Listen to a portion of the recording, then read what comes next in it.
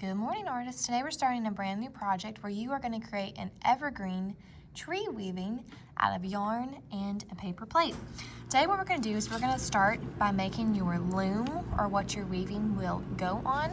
And to do that, we're going to be painting a background that is going to be behind your evergreen tree when we get done with our weaving.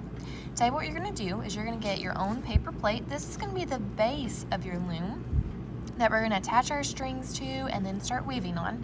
You're also going to get some blue and white paint. Now, when you do your background, we are going to do an actual ground and then the sky in the back. You can do this a couple of different ways.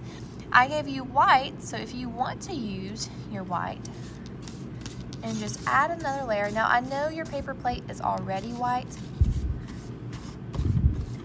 but if you want to give it some texture by adding more white at the bottom. Now, friends, we've just been talking about value, and our last two projects has involved value. So you can even do hills of snow if you want to. Now, for your sky, you're also going to be getting a blue color. If you want to do a lighter blue to make a tint, we know that we always add white. So I think I'm going to make my sky a little bit lighter. Now, friends, you are going to be using and sharing this paint with people at your table. So if you do want to mix another color, you need to do it to the side like I am, and we're not going to mix all your paint because somebody may want the normal blue. I'm going to go back in with my lighter blue.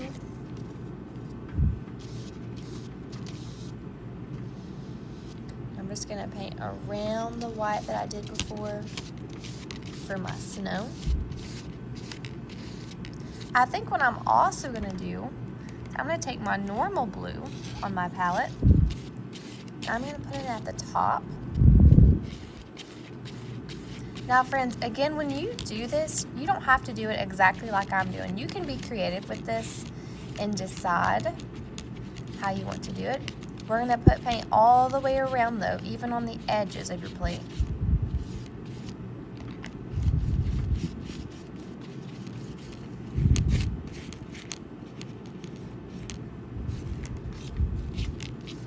Now, friends, remember, this is going to be the base of your loom. So next week, I'm going to be helping you cut this with little slits at the top.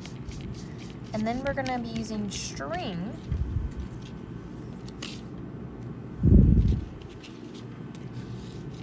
to make the weaving of your loom. So right now I'm just adding a little bit of white to kind of blend those colors together so it's not a super harsh line.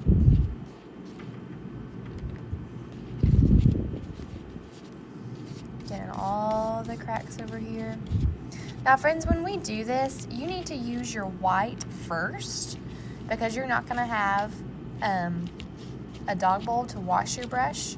So you need to do whatever you're going to do with white first, because if you try to do blue first, then your white's not really going to work as well. It's going to have blue on it. So when we do this, you are going to start with your white first, give it a little bit of texture for snow, and then add whatever color of sky that you want. I think I'm going to actually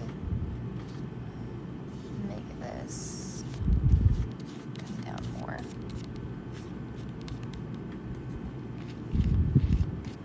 Okay.